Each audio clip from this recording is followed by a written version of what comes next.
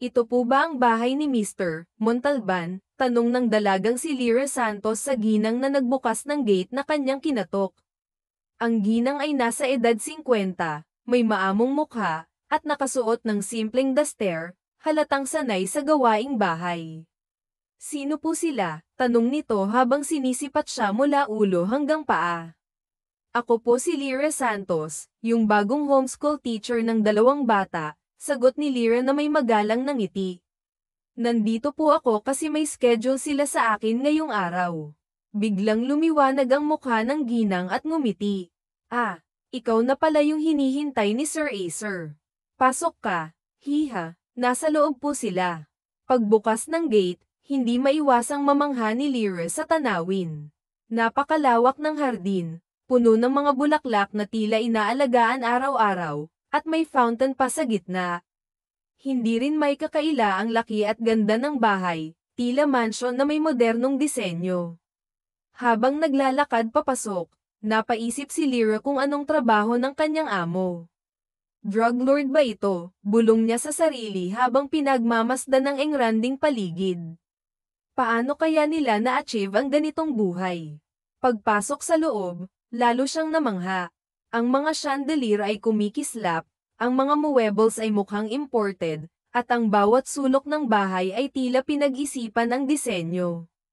Ngunit bago pa niya mas lalo pang masuri ang paligid, bigla siyang napatalon sa gulat. Anak ng tokwa, sigaw niya nang may biglang naghagis sa kanya ng isang bagay. Napayakap siya sa ginang na sumalubong sa kanya. Nang tingnan niya kung ano ang bumagsak sa kanyang paanan, nakita niyang ito ay isang peking ahas. Nanginginig siya sa takot habang halos mapaiyak. Ate, may ahas po, takot na sabi ni Lyra, halos hindi na makahinga sa kaba. Narinig niya ang hagat-jakan ng dalawang bata. Paglingon niya, nakita niya ang isang batang lalaki at batang babae na parehong nakangiti habang hawak ang peking ahas. Peke lang po ito, sabi ng batang lalaki na tila tuwang-tuwa sa reaksyon ni Lyra. Sino po kayo? Magnanakaw ka po ba? Tanong ng batang babae, sabay taas ng kilay. Pero imposible, kasi maganda ka. Tapos ay biglang naging seryoso ang mukha nito. Siguro, babae ka ni Daddy, sabay singkit ng mata. Bawal ka kay Daddy. Napangiwi si Lyra bago inayos ang sarili. Hello, ako si Teacher Lyra, ang magiging homeschool teacher ninyo ngayong taon. Nagkatinginan ang dalawang bata, halatang nag-uusap ang kanilang mga mata. Hala, teacher pala siya, bulalas ng batang babae. Teacher, huwag mo po kaming isumbong kay Daddy, ha? Kapag nalaman niyang nag-prank kami sa bisita, hindi niya po kami bibigyan ng tiyay. Tiyay? Tanong ni Lyra, litong-lito sa sinabi ng bata. Oo, tiyay po. Yung mga paborito naming toys at snacks, paliwanag ng batang babae habang napapout. Gagawin po namin lahat para hindi mo kami isumbong, kahit ibigay pa namin sa'yo si Daddy at gawin siyang husband mo, dagdag ng batang lalaki na seryoso ang mukha. Hindi napigilan ni Lyra ang mapaawang sa sinabi ng bata. Makinig lang kayo mabuti sa akin at mag-behave.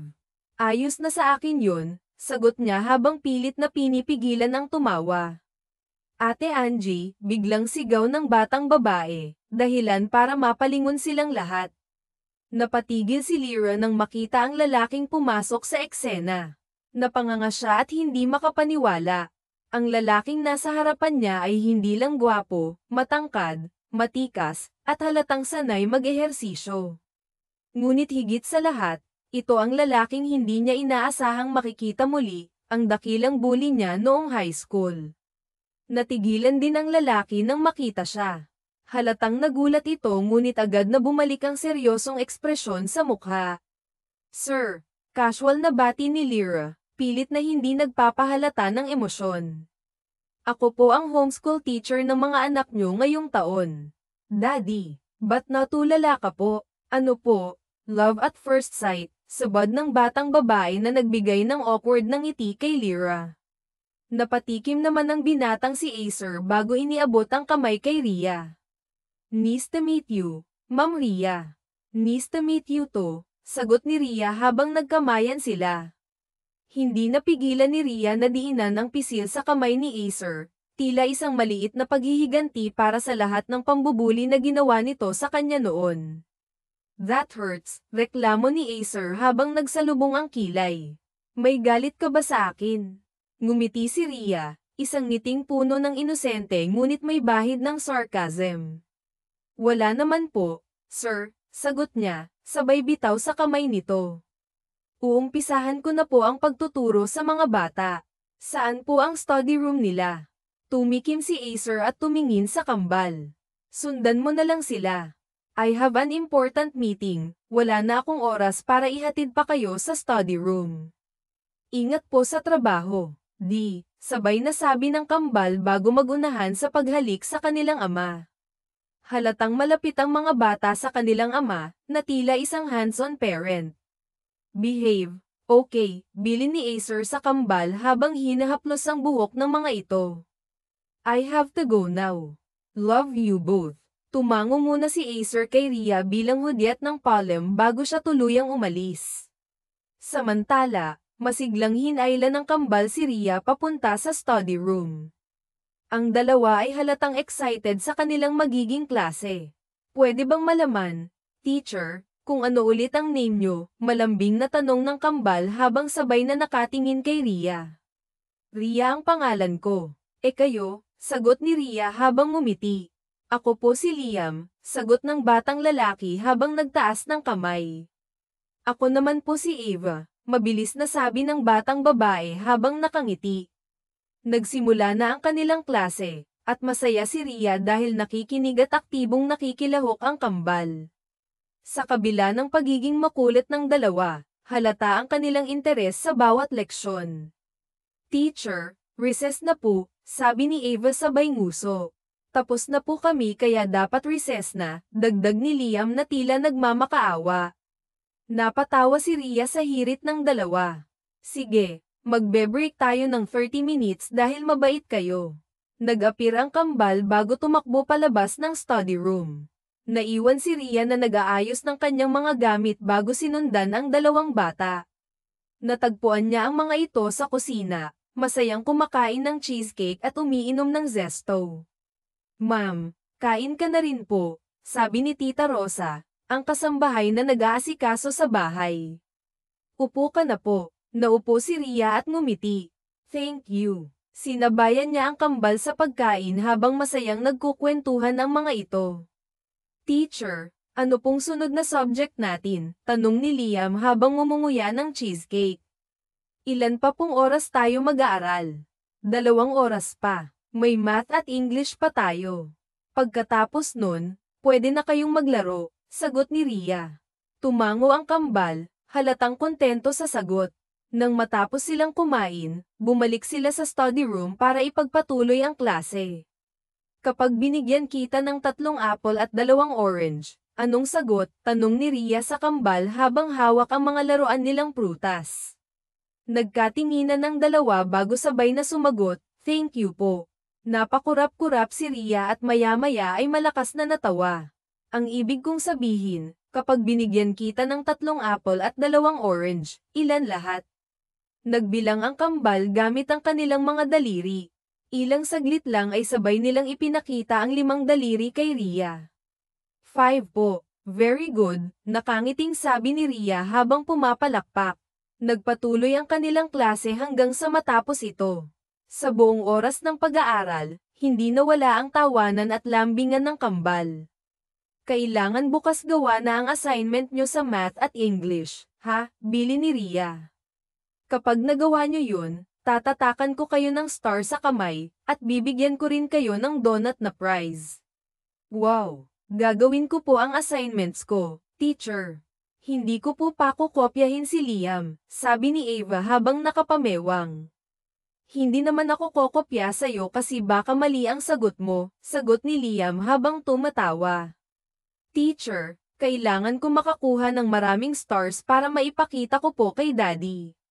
1 star po kasi is equal to PHP 1,000. Napangiti si Rhea sa sinabi ni Liam. Kaya galingan nyo bukas. Malay nyo maka 10,000 kayo sa daddy nyo. Opo, Sabay na sabi ng kambal bago nag-appear at tumakbo palabas ng study room. Naiwan si Rhea na nagliligpit ng mga gamit. Inayos niya ang kalat ng kambal at ikinabat ang mga test na ni-perfect nila sa board. Gusto niyang ipakita kay Acer ang progreso ng mga bata. Habang nag-aayos, biglang nagsalita si Acer mula sa likuran. I didn't know that we will meet again. Napalingon si Rhea at nakita ang binata, prenteng nakasandal sa hamba ng pintuan. Men, tabi yata tayo. Men, sagot ni Rhea habang iniirapan ito. Kinuha niya ang kanyang gamit at tumayo.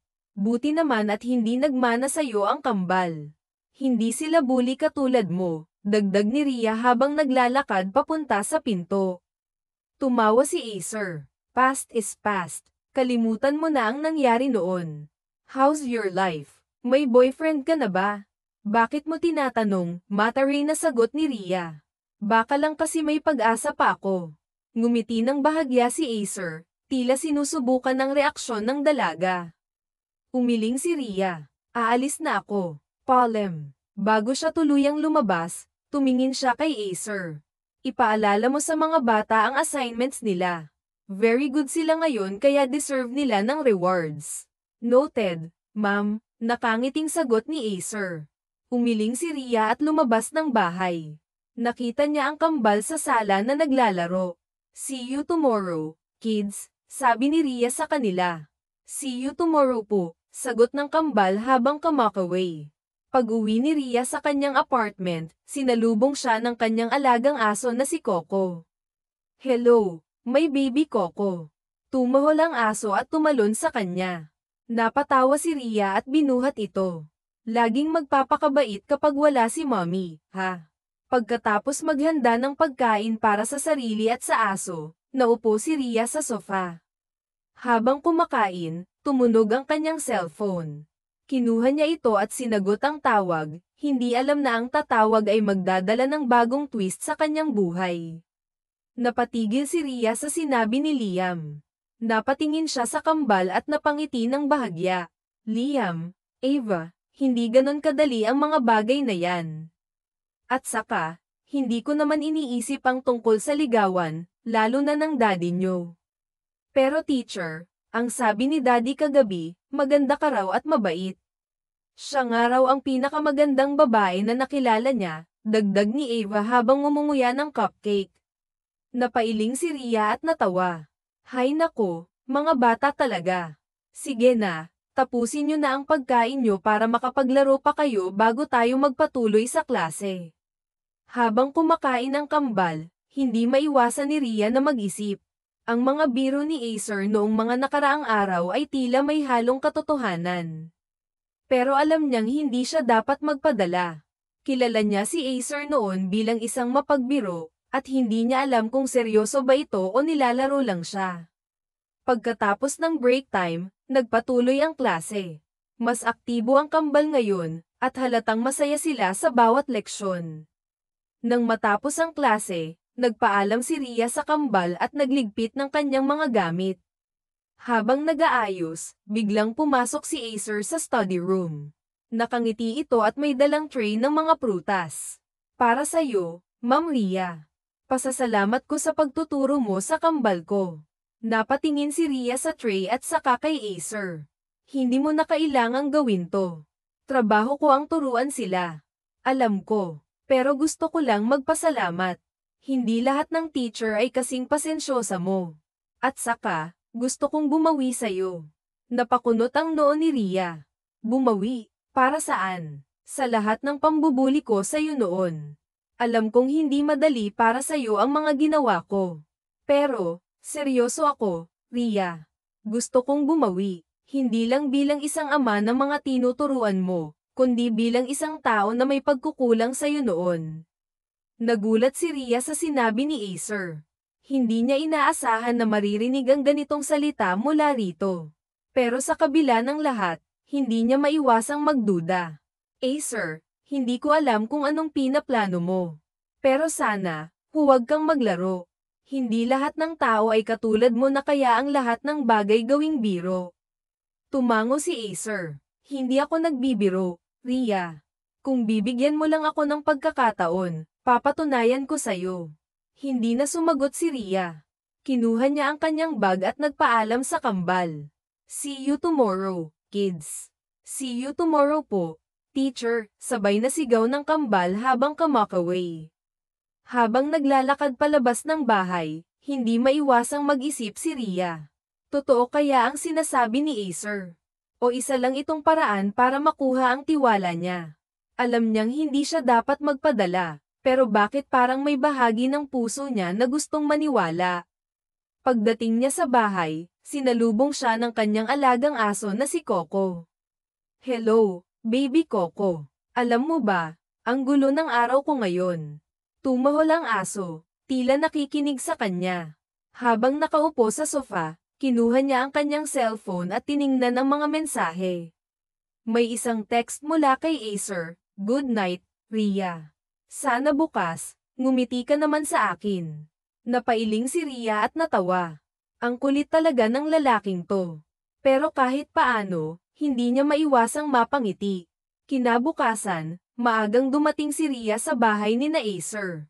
Sinalubong siya ng kambal na masiglang bumati.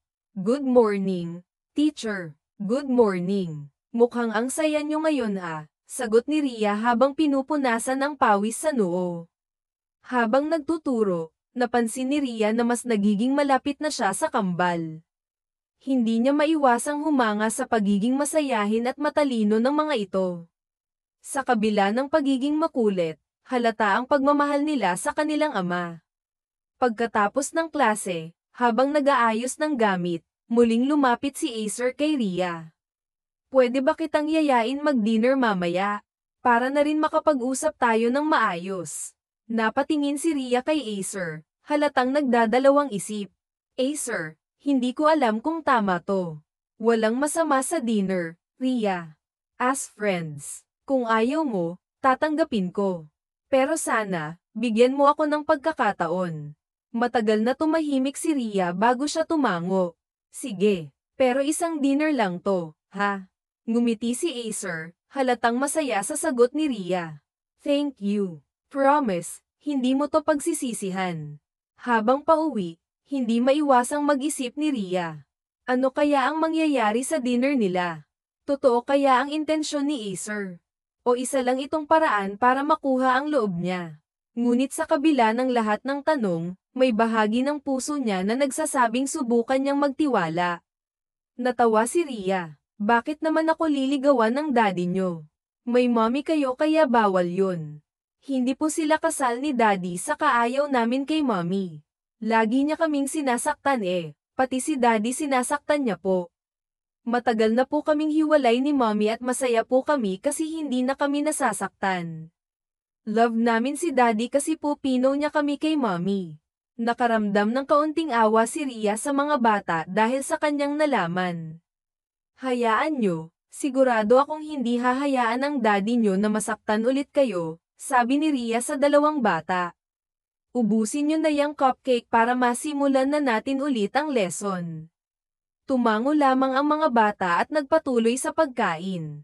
Naiinis ang dalaga sa ina ng kambal.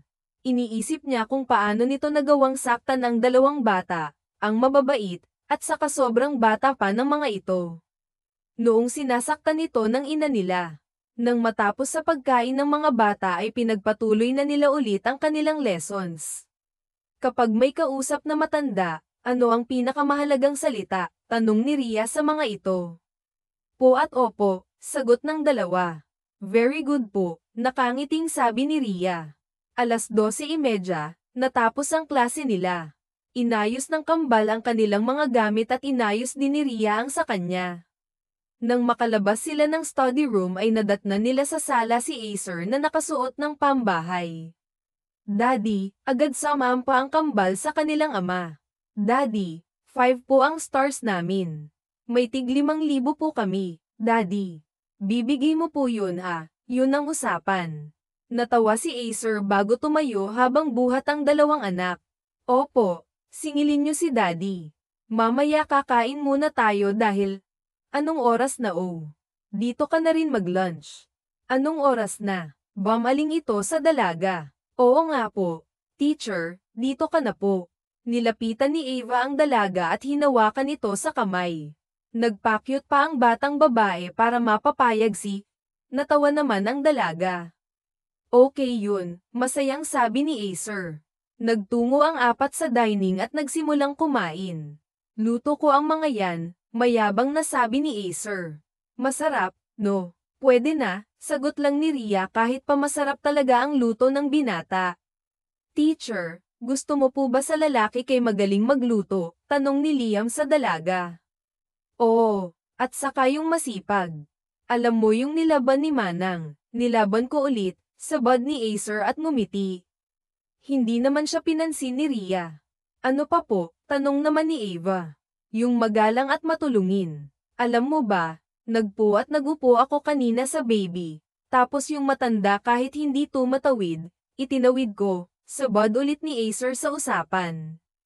Pasado na ba ako? Acer, tantanan mo ako Montalban at baka may tala ko sa'yo itong tinidor sa lalamunan mo. Natawa si Acer. Masyado ka talagang hot pagdating sa akin. Hindi ka pa naglilihi niyan ha. Napahagikjak naman ang kambal habang pinagmamasdan ang dalawa na magsagutan. Nang matapos silang kumain ay ang nagpresentang magligpit at maghugas para hindi nakakahiya. Teacher, sali po ako maghugas, sabi ni Ava. Si teacher na lang maghuhugas, hindi mo abot yung lababo. Upo ka na lang doon at ubusin yung ice cream mo. Okay po, ipinagpatuloy ni Ria ang paghuhugas. Nang matapos siya ay nagpahid siya ng kamay bago makiupo kina Acer na kumakain ng ice cream. Teacher, gusto mo po, alok ni Liam sa kanya ng ice cream. Umiling si Ria. Busog na si teacher, wala nang space sa ice cream dyan sa tiyan ko. Uuwi ka na po, teacher. Pwede ka po naming ihatid ni daddy, gusto lang po naming masigurong ligtas ka. Oo nga, sang-ayon ni Acer. Hatid ka na namin, yung anak ko na ang nakiusap o, minsan lang yan maging ganyan pagbigyan mo na. Gusto ko ring makita ang place mo po, sabi naman ni Liam. Pumayag ka na po, teacher. Kung si Acer ay matatanggihan ng dalaga, pero ang kakyutan ng dalawang bata ay hindi. Sige, pagpayag ni Ria. Inubos muna ng mga bata ang ice cream bago sila umalis. Sa sasakyan ay masaya ang dalawang bata sa backseat na kumakanta ng The Wheels on the Bus. Paano kaya kung hilingin ang mga batang ikasal tayo? Siguro papayag ka kasi hindi mo sila matatanggihan, hagak-jak ni Acer. Sinaman ng tingin ni Ria ang binata at mahina itong kinurot. Huwag mo akong inaano at baka maano kita. Anong ano? Nakangising tanong ni Acer sa dalaga. Inirapan lamang ito ni Ria at hindi na pinansin. Nang huminto ang sasakyan ay napatingin si Ria sa binata. Sakto kasi ang kotse sa tapat na apartment niya. What? Ay, mafia. Alam ko ang lahat ng tungkol sa'yo. Ria, sirakulo ka talaga. Sanggal ni Ria sa binata bago bumaba. Pinagbuksan ni Acer ng pinto ng kotse ang kambal na agad namang bumaba. May dog ako sa apartment. Mabait siya kaya huwag kayong matakot, nakangiting sabi ni Ria sa kambal. Tumango lang ang mga ito at humawak sa magkabilang kamay niya. Nagtungo na si Ria papalapit sa apartment. Nang bumukas ito ay agad siyang dinambahan ng kanyang alagang aso. Coco, nakangiting sabi ni Ria sa alaga. Coco, may bisita si mommy mo, be nice ha. Tumahol ang aso bago din ilaan ang paa ng kambal. Napahagikjak na ng kambal bago haplasan ang alagang aso ni Ria. Ang clean po ng dog pati ng house nyo. Always talaga ako naglilinis, hindi rin kasi makalat ang dog ko kasi tinrain siya sa baul siya umiihi at nagpupupo. Sa higa niya lang din siya naglalaro kaya hindi gaanong makalat ang mga laruan niya. Daddy, gusto ko rin pong dog, nakangusong sabi ni Liam sa ama. Gusto ko po yung kagaya ni Coco.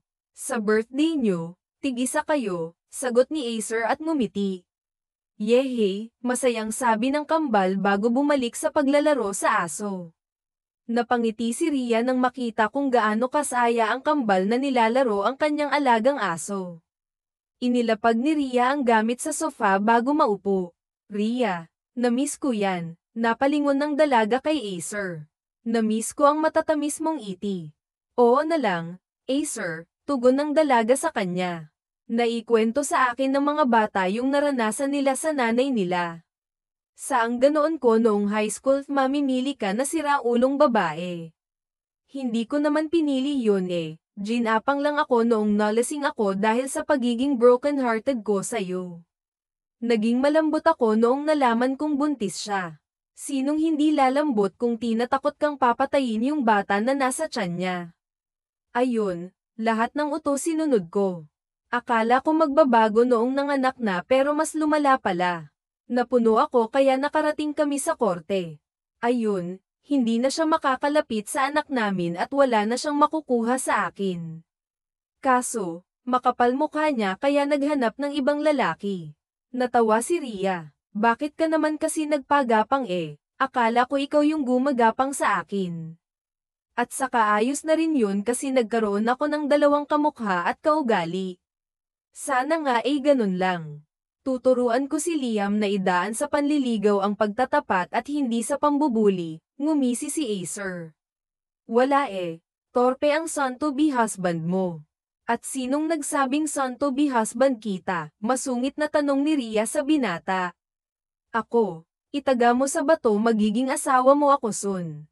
Kung hindi tayo pwede noon, ngayon pwede na eh. Kung ikaw ang tag-in ko." Inirapan ni Rhea ang binata. "Tantanan mo nga ako sa mga kabaliwan mo. Kung sayo lang mababaliw at ikaw ang kababaliwan hindi ako titigil. Bahala ka, hindi ako titigil hanggat di ka mapes sa akin." Inabot ni Rhea ang braso ng binata at mahina itong kinurot. Natawa lamang ang binata bago kurutin ang ilong ng dalaga. "Naglalampungan kayo, no?" Sabad ni Ava sa dalawa. "Ikakasal na po kayo." "Hindi. Huwag mong pansinin ang daddy mo, nababaliw lang siya." "So titira na po sa mental si daddy?" Inosenteng tanong ni Liam. "Hala, sino magbabantay sa amin po?" "Ikaw, kapag tumira ka po sa bahay namin edi mommy ka na namin." Natawa si Rhea. "Alam nyo, parang nakukuha nyo na talaga ugali ng daddy nyo. Pati po pera ni daddy nakukuha namin teacher. Gusto kitang maging mommy po. Mabait ka kasi at maganda tapos sweet at binibigyan mo kami ng pagkain." Ngumiti si Rhea. "Pwede nyo naman akong maging mommy kahit hindi kami magpakasal ng daddy nyo. Pwede nyo akong maging mommy, teacher. Bakit ayaw mong pakasalan si daddy? May baka pong love." Kawawa naman si daddy kapag tumandang binata. "Kami soon may asawa po taas si daddy mag-isa lang." Natawa si Rhea dahil tunog kinonsensya siya ng kambal. "Ang cute nyo talaga. Anong gusto nyong meriendahan natin?" Ipagluluto kayo ni teacher. Iniba niya ang usapan para hindi mag-focus ang dalawa sa kasal. "Cookies po. Next time na yung cookies. Brownies po." "Gusto ko." Nakangusong sabi ni Ava. "Okay, sa isang bukas na po ang cookies. Gusto po kasi ni Ava yung brownies po." "Noted, brownies din," sabi ni Rhea sa mga bata. "Ako. Kiss ang gusto ko, yung ibigay ang mahilig ng gwapong si Acer." Pinakita ni Rhea ang kanyang kamao sa binata. "Gusto mong ito ang humalik sa nguso mo." Natawa lang si Acer at kumandat sa dalaga. "Teacher, day off sila manang. Wala pa po kaming food for lunch," nakangusong sabi ni Ava habang kumakain sila ng brownies na gawa ni Rhea. "Wala rin po si daddy kasi may special work siya. Si teacher ang magluluto ng food nyo ngayon," sabi ni Rhea sa dalawa. "May ibibigay ako activity at gusto kong sagutan nyo yun habang nagluluto si teacher." "Opo," sagot ng dalawang bata at ngumiti. Nang matapos silang kumain ay lumabas na sila ng study room. Sa kusina na pinagawa ni Rhea ang activity ng kambal para matingnan niya ito at mabantayan. "Kumakain ba kayong adobo?" "Adobo po." "Opo. Favorite po yun ni daddy." "Masarap po yung adobo." Humadyak-jak lang si Abby at bumalik sa pagsagot na activity niya. Nagsalang muna ng kanin si Rhea bago niya simulang lutuin yung adobo. Hindi nahirapan si Rhea dahil kumpleto ang sangkap sa kusina pati na rin ang mga gamit. "Teacher, pwede pong pakuha ng Dutch meal sa ref." Sorry po if inutusan kita. Nahihirapan po kasi akong umakyat sa chair kaya hindi ako makatayo. Okay lang sa akin yun basta maayos ang pakiusap at may respeto susundin ni teacher yun. The best ka po talaga, sabi ni Ava at nag-thumbs up sa dalaga. Inabot ni Ria ang Dutch meal sa kambal at nagpasalamat naman ng dalawang bata sa kanya. Nang matapos magluto si Ria ay pinatay niya ang kalan bago lapitan ang dalawang bata. Maaga pa naman at mukhang busog pa ang dalawa kaya mamaya niya pa ito hain. Teacher, tapos na po kami. I-check ito later ni teacher. Kapag mataas ang score nyo bibilhan kayo ni teacher ng toy. Gusto po namin yan, teacher. Malapit na birthday namin ni Ava. Mag-7 na kami sa birthday namin. Gusto namin pumunta ka. Pupunta talaga ako at magdadala ako ng regalo. Lalo special day nyo yun kaya hindi pwedeng mawala si teacher. Teacher, kahit wala pong gifts makita ka lang namin okay na, sabi ni Ava at yamakap din sa kanya. Teacher, wala ba talagang pag-asa si daddy sa'yo? Napaisip si Ria. Depende na lang kung papatunayan talaga ng daddy nyo ang sarili niya. Alam nyo ba, naging crush ko rin ang daddy nyo. Sinabi po sa amin ni daddy yan. Patay na patay kang araw po sa kanya eh. Ang tatay nyo talaga, ang kapal ng mukha, ang lakas ng bilib sa sarili. Ang ganda naman pagmasda ng mag-iina ko, sabay-sabay na palinggan ng tatlo sa nagsalita. Daddy, bumaba ang dalawa sa upuan at tumakbo palapit sa ama. Yumuko si Acer at binuhat ang kanyang anak. Daddy, nagluto po si teacher ng lunch. Daddy, kamusta po ang work nyo? Hindi ka po pagod. Hindi pagod si Daddy dahil kasama na niya kayo. Kamusta ang school nyo dito sa bahay? Masaya po. Ang dami po naming natutunan. Feeling ko nga po pwede ko palitan si Albert Einstein, sagot ni Liam. Natawa si Acer bago naupo sa taban Ria. Ipinatong niya ang dalawang anak sa mesa at doon pinaupo. Daddy, wala ka pong day off. Ang haba na po ng balbas nyo tsaka ang laki ng eye bags nyo, ang haggard mo po. Tinatapos lang ni Daddy ang special work niya. Pagkatapos nun magre-resign na si Daddy at magfa-focus na lang sa company. Kapag natapos si Daddy ang special work niya pwede na kayong pumasok sa school at makakalabas na rin kayo ng bahay kahit kailan nyo gusto. Gusto ko po yun Daddy. Maghahanap talaga ako ng chick sa mall. Dahil sa delikadong trabaho ni Acer ay hindi niya pinapalabas ang mga anak. Gustong-gusto ng mga itong mag-aral sa school at maglaro sa labas pero hindi pwede dahil may mga kaaway ang binata. Hinuhuli lamang ng binata ang kanyang kaaway at pagkatapos nun malaya na sila. Magre-resign na siya sa pagiging mafia at magfo-focus na lang sa company niya at panliligaw sa dalagang si Ria. Anong chicks? Bawal ka pa dun dapat isa lang chicks mo sa buhay giyahin mo ako ang teacher diyan nyo lang ang chicks ko. Chicks. Hindi naman po sisiw si teacher Daddy human po si teacher hindi po siya sisiw. Natawa si Acer at hinalikan ng anak. Minsan ang sarap mong itapon. Ikaw kaya itapon ko, banta ni R sa binata. Mukhang hindi nakita maasar dahil magkakampi ka na, sabi ni Acer sa batang babae. Kakampi mo na mommy teacher mo kayang-kaya akong sapakin yan kaya huwag nyo akong asarin ni Liam kasi humanda kayo kay teacher. Bumaba si Abby sa lamesa at nilapitan si Ria. Teacher, girl powers po tayo. Natawa si Ria bago kandanggan ng batang babae, and matapos sila sa pagkukwentuhan at pag-aasaran nagsimula na silang kumain.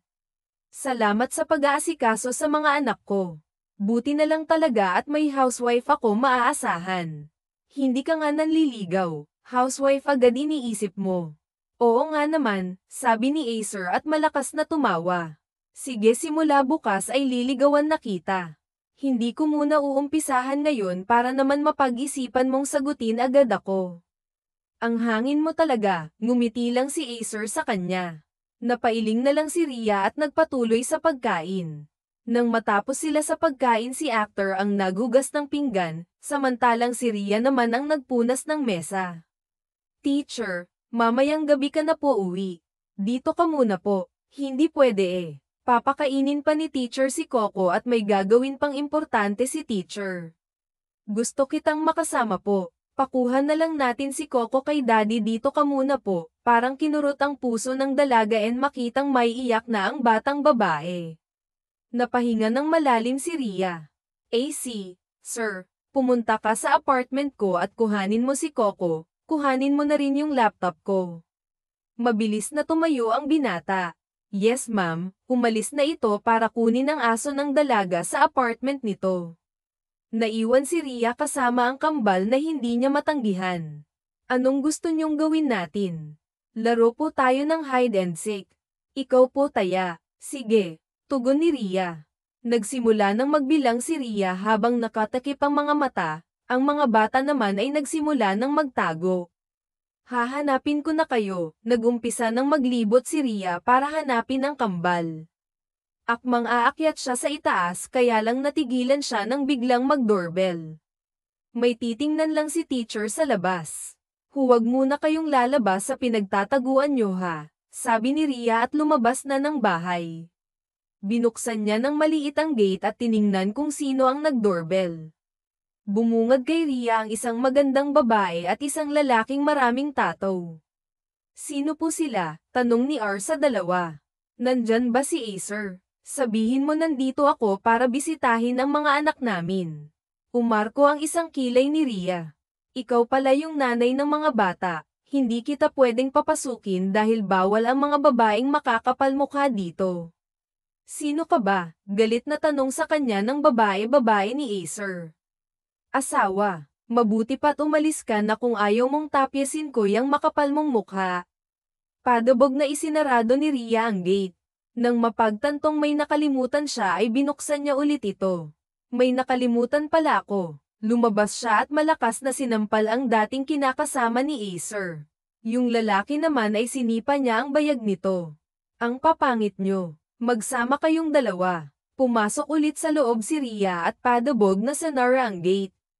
Ma'am, may tao po sa labas, tanong ng kada rating lang na guard. Pasensya na po, sumama kasi ang tiyan ko. Huwag mong papasukin. Dimenita ang nasa labas. Una na po ako sa loob. Pumasok si Ria sa loob ng bahay. Kinalma niya muna ang sarili bago umpisahang hanapin ang kambal. Huli kayo, sabi ni Ria nang makita ito sa ilalim ng hagdan. Natawa naman ang mga bata bago lumambitin sa kanya. Naupo ang tatlo sa sofa at yung kambal ay kumandang sa kanya. Ilang sandali lang ay dumating na si Acer, bitbit nito ang aso ni Ria at ang isang bag na malaki. Bakit may bag? Nakataas ang isang kilay na tanong ni Ria sa binata. Kumuha ako ng gamit mo for 1 week. Kailangan nating masanay mag-live-in. Sira ulo ka ba? Nilapitan niya ang lalaki at sinuntok sa braso. Dito titira si teacher, masayang tanong ni Ava. Yeah, hey. Thank you po. Teacher, si masayang masaya sila. Nakangiting sabi ni Acer sa dalaga, papayag na ang bib ko na yan.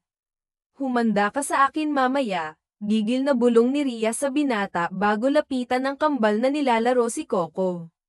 Pagkatapos niyong laruin si Coco, maghugas kayo ng kamay. Bilin ni Ria sa dalawa. Opo, ayusin ko lang itong gamit mo sa kwarto ng kambal, sigurado naman kasing hindi ka tatabi sa akin.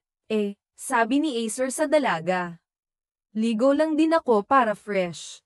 Bahala ka sa buhay mo, sanggal ni Ria sa binata. Humadyak-jak lang si Acer bago umakyat. Napailing na lang si Ria at nilibang ang sarili kasama ang kambal. Nang matapos sila makipaglaro kay Coco ay pinakain ni Ria ang aso. Dala rin ng binata ang pagkain nito. Hinugasan niya rin ang kamay nilang tatlo bago sila mahiga sa malapad na sofa. Thank you po, teacher, sabi ng kambal at yamakap sa kanya. Thank you rin. Nag-usap-usap ang tatlo hanggang sa hindi nila namalayang nakatulog sila. Sisipol-sipol namang nagbihis si Acer hanggang pagbaba niya ay pasipol-sipol siya. Kumusta ang mag-iina ko? Nangiting tanong ni Acer. Natigilan na lamang siya nang makitang natutulog ang tatlo sa sofa. Parang batang napahagikjak siya bago ayusin ang higa ng tatlo. Lakas ng tama ko sayo, sabi ni Acer sa dalaga. Alam mo, ikaw lang ang minahal ko mula noon hanggang ngayon. Sinubukan kong mahalin ang ina ng kambal pero wala talaga eh. Parang baliw siyang napailing bago halikan ng tatlo sa noo. Napalingon si Acer sa aso ng dalaga nang tumahol ito. Boto ka rin sa akin, tanong niya sa aso. Binuhat niya ito at kinandang. Samandal siya sa sofa habang hinahaplos ang balahibo ng aso ni Rhea. Feeling ko tuloy tatlo na ang anak ko. Natawa si Acer at napailing na lang. Happy birthday, nakangiting bati ni Rhea sa kambal na nakasuot ng pang prince and princess. Teacher, sabay na sabi ng kambal at niyakap siya. We miss you po. Ay kagabi lang yung huling kita natin ah. Ito ang gift ni teacher, open nyo na. Ibinaba ni Rhea ang malaking box na dala niya. Humiwalay naman sa kanya ang kambal at sinimulang buksan ang box. Papi, masayang sabi ni Eva. Kamukha niya po si Coco. Binili namin ang daddy nyo para sa inyo. Gastuhan nyo ba? Opo, teacher. Ipakita lang po namin ito sa mga pinsan namin. Tumakbo palabas ng bahay ang kambal habang buhat ang tuta na ibinigay ni Rhea. Nakangiting nagtungo si Rhea sa kusina at nadatnan niya doon si Acer kasama ang mga kaibigan nito, mga kaibigan na katulong ni Acer sa pang-aasar noon kay Rhea. Ma'am Rhea, nakangiting bati sa kanya ni Miguel. Ibang-iba na itsura mo ah, sabi naman ni Carlo. Dugyot ka lang dati eh, sabi din ni Gabriel. Nagsama-sama na naman ang 4 na itlog, pabulong na sambit ni Rhea habang nakasimangot. Nagsimula na siyang sumandok ng pagkain niya. Lubayan niyo ang pang-aasar sa akin at baka isahog ko kayo sa iba pang niluluto. Balita ko binabakuran ka na ni Acer. Inakbayan ni Gabriel ang kaibigan. Si Acer, ikaw na ba ang new mommy ng mga inaanak namin? Inirapan lang ni Rhea ang mga ito. Bago lumabas ng kusina, nagtungo siya sa garden at naupo sa bakanteng table. Hindi naman gaano karami ang bisita ng kambal sa 7th birthday ng mga ito, malaki ang party na naganap at kitang-kita sa kambal ang saya at enjoyment. Ikaw muna ang bahala sa kambal, sabi ni Acer na bigla na lang sumulpot. May aasikasuhin lang kami, baka hanapin ka ng mga yun. Saan ka pupunta? Hindi sumagot si Acer at seryoso lamang na tiningnan ng dalaga. Nagets naman agad ni Rhea ang nangyayari. Mukhang may susuungin na namang panganib ang binata. Mag-iingat ka. Alalahanin mong may mga anak ka pa at misis na kangiting dagdag ni Acer. Babalik ako. Mabilis siyang hinalikan ni Acer sa labi. Huli na nang makareact si Rhea sa ginawa nito dahil mabilis na umalis ang binata kasunod ang mga kaibigan. Puny MS ka talaga. Bakit bitin ka manghalik? Sinampal ni Rhea ang sarili dahil sa naisip. Tinapos niya na lang ang pagkain bago lapitan ng kambal. Pawis na kayo. Pagod na si papi nyo. Pabayaan nyo muna siyang magpahinga. Okay po, sagot ni Liam at binitawan ang tuta. Tumakbo naman ang tuta papasok sa loob ng bahay, mukhang kanina pa nais nito na mamahinga. Teacher, nasan po si Daddy? Hindi ko po siya makita. May pinuntahan lang, babalik din yun. Natapos ang party at hindi pa rin dumarating si Acer. Umuwi na ang mga bisita at yung kambal naman ay tulog na sa bisig ng dalaga. Ma'am, kami na po ang bahala dito, nakangiting sabi ni Lily sa dalaga. Pumasok na po kayo sa loob. Salamat, Lily. Pakikatok ako kapag dumating na si Acer ha, salamat. Nakakabwisit man ang binata ay nag-aalala pa rin si Rhea dito. Inilapag ni Rhea ang kambal sa kama. Pinalitan niya muna ang mga ito ng damit at naglinis muna siya bago siya mahiga sa tabi ng mga ito. Nakatulog si Rhea dahil sa pagod.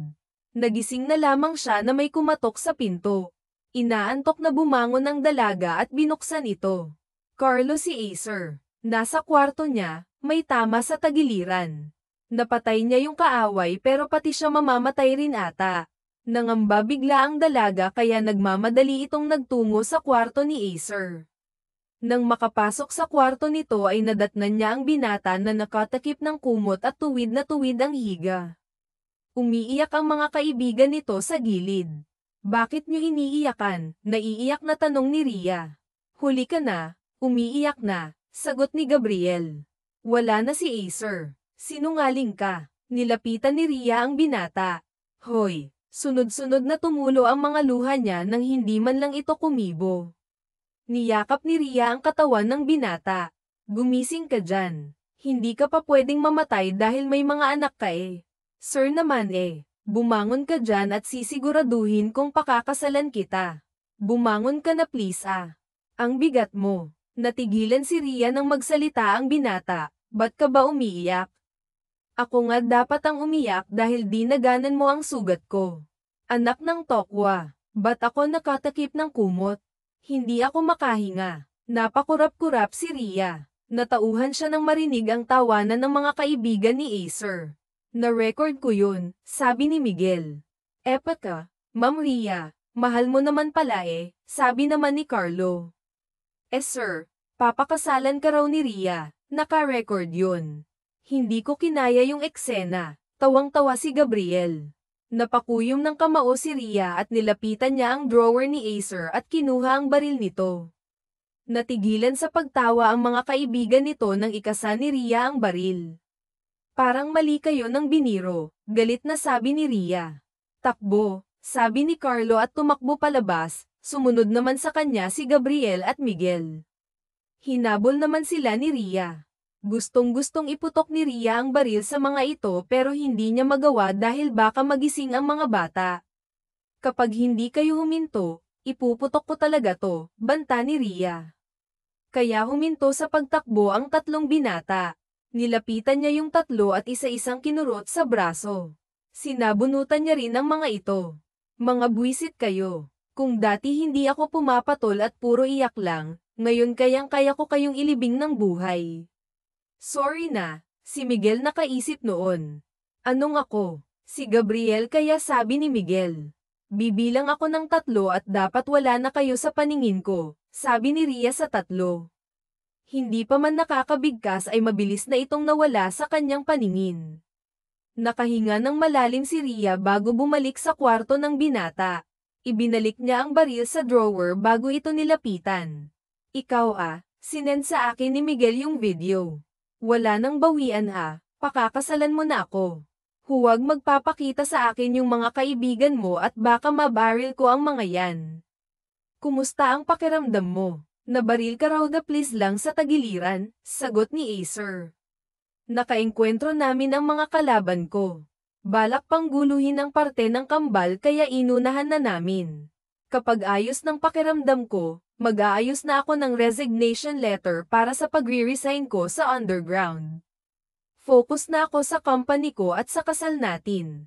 Napahinto sa pagsasalita ang binata nang bigla siyang halikan ni Rhea sa labi.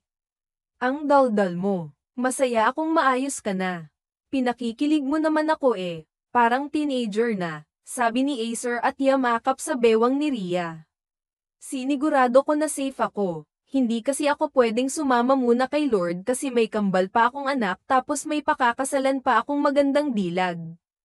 Paano mo naman nasisiguradong kay Lord ang bagsak mo? Biro na tanong ni Rhea sa binata. Malakas ako kay Lord. Rhea, huwag mong bawiin yung sinabi mo Bahala ka, iiyak ako. Hindi ako marunong bumawi ng mga nasabi ko na. Pasalamat ka sa mga anak mo at talagang pinush nila ako sa iyo Pero kahit hindi naman nila ako ay push sa iyo pakakasalan pa rin kita.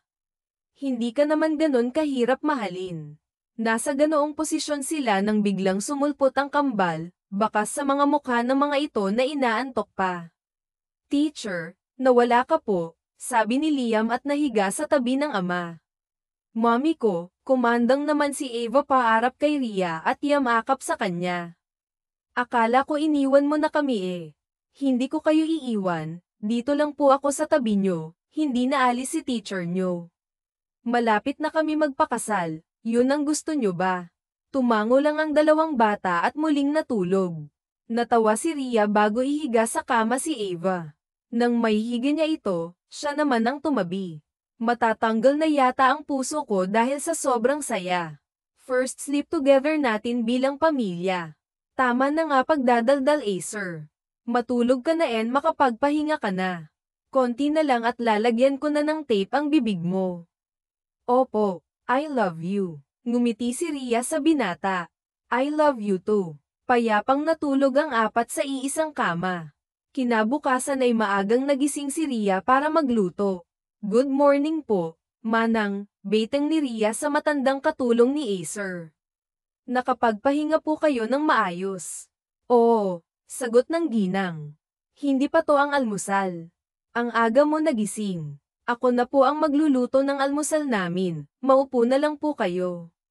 Ang bait mo talaga, masaya akong nakatagpo rin si Acer ng babaeng mamahalin siya ng totoo pati na rin ang mga anak niya. Ngumiti si Rhea at nagsimulang magluto ng almusal. Ganoon na po kayo katagal kay Acer. Matagal na, buntis pa lang si Bianca, yung ina ng mga bata ay nandito na ako. Saksi ako kung gaano kasama ugali ng babaeng yun. Saksi ako kung paano niya saktan si Acer, pisikal man at emosyonal. Nang manganak si Bianca mas lumala ang pag-uugali. Aba yung apo kong si Carla Inaway, kabit daw siya ni Acer. Malaki po pala talaga ang tama ni Bianca sa ulo. Kaya nga po nasampal ko siya nung isang beses siyang pumunta dito eh. Mabuti nga at hindi ko natsyempuhan ang bruhang yun dahil baka nahampa ko siya ng Wallace Tingting sa mukha. Sabi ng ginang na ikinatawa naman ni Rhea. Buti na lang talaga at sinwerte na si Acer sa babae, maganda na mabait pa. Manang baka lumaki po ulo ko niyan. Sumabay na po kayo sa amin mag-almusal, bawal pong tumanggi. Sige, tatawagin ko lang si Carla. Saktong matapos sa paghahain ng dalaga ay pumasok ang kanyang mag-aama sa kusina. Antok na antok pa ang mga itsura nito na ikinatawa ni Rhea. Maupo na kayo, nangiting sabi niya. Nang makarating sina Manang at Carla pati na rin ang gwardiya nila Acer ay nagsimula na silang kumain. Rhea, masakit ng sugat ko, nakangusong sabi ni Acer sa dalaga. Uminom ka ng gamot pagkatapos mo rin maligo. Mamaya gagamutin ko yung sugat mo. Nakakakilig po kayo, sabi ni Carla at ngumiti. Ngayon ko lang nakitang mag-iisip bata yan si Sir. Dati kasi seryoso lang palagi ang mukha niyan. Parang palaging papatay. Grabe ka naman sa akin Lily, nakangusong sabi ni Acer. Si Rhea kasi ngayon lang nagpakita. Buti pala at kumuha ako ng homeschool teacher ng kambal si Sir, kinikilabutan na ako sa mga kinikilos mo. Bumabalik ka na naman yata sa pagiging abnormal mo. Ngayon lang pagbigyan mo na. Naglalambing lang naman ako. Napailing si Rhea. Mas mukhang ay baby yata kita kaysa sa kambal, dapat po gumawa ka ng schedule for lamang, sabi ni Ava. Si Daddy ngayon, tomorrow kami naman po ni Chaos. Natawa na lamang ang lahat dahil sa sinabi ni Ava para kay Rhea. Wala na yatang ibang bagay pang makakapagpasa sa kanya bukod sa kanyang natamo ngayon. Mommy and Daddy ko yan, napahiwalay sa halik sila Acer at Rhea dahil sa sigaw ni Ava. Congratulations po, sigaw naman ni Liam. Tumakbo ang kambal sa altar at niyakap sila pareho. Binuhat ni Acer ang kambal. Happy na kayo? Yes po, very happy. Thank you po mommy. Thank you kasi tinupad mo yung pangarap naming complete family. Thank you rin dahil tinanggap nyo ako bilang mommy. Picture na po, sabi ng photographer. Umayos na ang apat at kumiti sa camera. Sunod namang nakipag-picture ang mga bisita sa dalawang bagong kasal. Tapos na po, reception na tayo. Kami paano? Ganun na lang yun. Huwag na. Sawang-sawa na naman ako sa pagmumukha nyo. Hali na kayo, mukha kayong mga inagawan ng candy, sabi ni Acer sa mga kaibigan. Nagpicture-picture na sila at nang matapos ay agad na nagtungo sa reception. Daddy, pwede ba tayong magbalot? Ang sarap po nung handa, sabi ni Liam. May dala kaming plastic ni Ava. Inutusan ko na sila Manang para dyan, tiba-tiba tayo rito. Kasal natin to. Tayo pa magbabalot. Natawa si Acer at napailing. Mukhang nahawa na rin kayo sa pagiging baliw ko Malapit pa lang po, sagot ni Ava at humadyak-jak. Nang matapos sila sa pagkain ay tumayo si Acer kasama ang kanyang mga kaibigan. Malakas na napatawa si Rhea at mga bisita nang sumayaw ang mga ito. Daddy ko yan, tuwang-tuwa na sabi ni Ava at pumalakpak. Did you like it? Pagod na tanong ni Acer sa asawa matapos silang sumayaw. Pinagpuyatan ko yun. Pwede ko na kayong pag-apply sa Adonis Gay Bar. No need. Ikaw lang naman ang gusto kong sayawan habang buhay, banat ni Acer at komandat sa dalaga. Nang matapos ang reception ay agad nagtungo ang dalawa sa kanilang kwarto. Yung mga bata naman doon muna kina Carla na nasa kabilang kwarto ng hotel. Ang ganda mo, sabi ni Acer sa dalaga habang nakalublob silang dalawa sa bathtub. Thank you dahil binigyan mo ako ng chance. Thank you. Thank you rin sa'yo, Acer. Salamat kasi pinaramdam mo sa akin na karapat-dapat akong mahalin. Siguradong masayang nanunood ang pamilya ko sa langit. Siguradong masaya rin ang parents ko sa langit.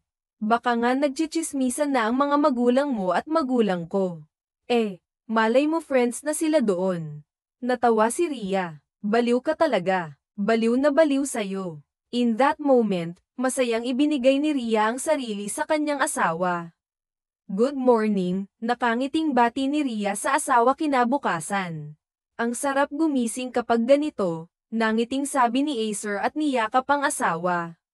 Mahal, bak naman. Pwede pa mamayang gabi na, hagak-jak ni Ria at hinalikan sa labi ang asawa.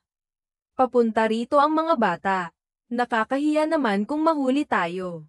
Daddy, Mommy, nandyan na, natatawang sabi ni Ria at naupo sa kama. Tumakbo ang kambal palapit sa kanilang dalawa at tumalon.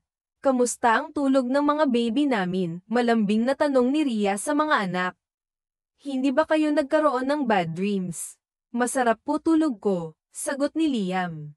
Ang sarap pa matulog sa room namin, malamig kasi yung aircon, masarap magkamot si Ate Lily sa likod. Mommy, di ba po malapit na kaming pumasok sa school? Gusto ko pong Hello Kitty na bag. Sige, yun ang bibilhin namin ng daddy mo. Umorder na ako ng breakfast. Daddy, kailan kami magkakaroon ng kapatid? Ngumisi si Acer at tumingin kay Ria. Malapit na. Siguradong unti-unti nang nabubuo ang kapatid nyo. Hinampes ni Ria ang asawa. Itik mo yung bibig mo at baka hindi kita matansya. Humadyak-jak naman si Acer. Init agad ng ulo. Sorry na, mahal kong maganda.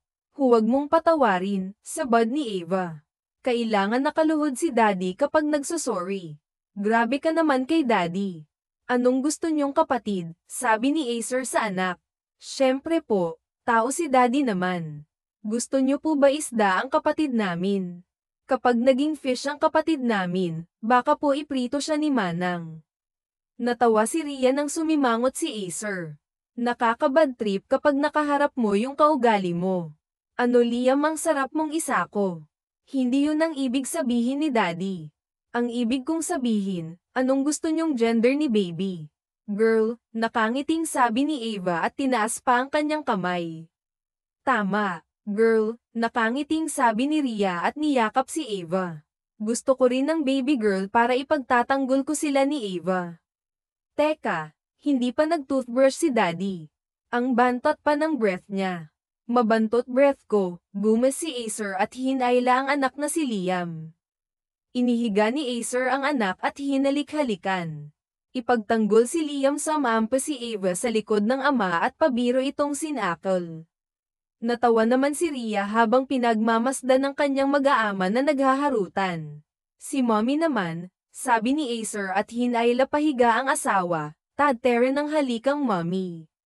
Malakas na napatawa si Ria ng kilitiin at halikan siya ng tatlo. Nang mapagod ang apat sa paghaharutan ay napahiga sila sa kama habang naghahabol ng hininga. Kapagod po, pero masaya. Thank you po, Mommy and Daddy. Mahal namin kayo. Mahal din namin kayo. Nakangiting sabi ni Acer at handa namin isakripisyo ang lahat para sa inyong dalawa. Paglipas ng 3 taon, Mommy, masayang sinalubong ng yakap ni Ria ang kambal na kagagaling lang sa eskwelahan. Kumusta ang school? Good po. Escort po ulit ako, at crush na naman ang mga classmates ko. Ako po, ganda ko po talaga. Magpalit na kayo sa kwarto nyo, at handa na ang tanghalian. Tumango lang ang kambal bago nagtungo sa kwarto nila. Dumiretso naman si Ras sa kusina at nakita niya doon si Acer na naghahain. Nakaupo naman sa chair baby ang kambal na bunso ng dalawa. Oo, kambal ulit ang anak nila Acer at Rhea. Kambal ang isinilang nila, at parehas itong lalaki. Upo ka na, mahal, baka mang-awit ka. Napahawak si Ras sa tiyan niyang malaki, ang panglima nilang anak ni Acer ay dinadala niya. Hindi man tunay na anak ni R ang kambal na si Liam at Abby pero pinaramdam niya sa mga ito ang pantay na pagmamahal sinigurado niyang walang magaganap na siluan. Ang cute mo pala sa pink na apron, nakangiting sabi ni Rhea sa asawa. Komandat lang si Acer sa asawa bago ilagay ang pinggan sa mesa. Nang dumating sila Ava at Chaos ay nagsimula na silang kumain. Ang pogi naman ni Baby Art. Siyempre pogi rin ang baby Arkel namin, humadyak-jak ang dalawang batang 2 years old at nagpatuloy lang sa pagkain. Mommy, sana next baby mo girl na.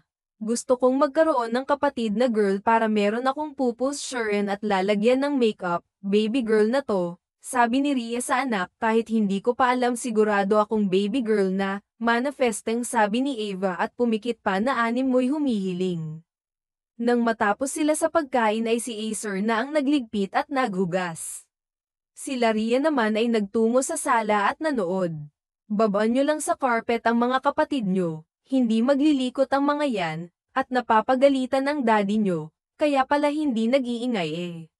Bakit napag-alitan po, nagbugbugan na naman pinagalitan ni Acer alam nyo naman na grabe ang takot niyan sa daddy nyo hate na hate palagi ang isa't isa hindi mo naman mapaghiwalay.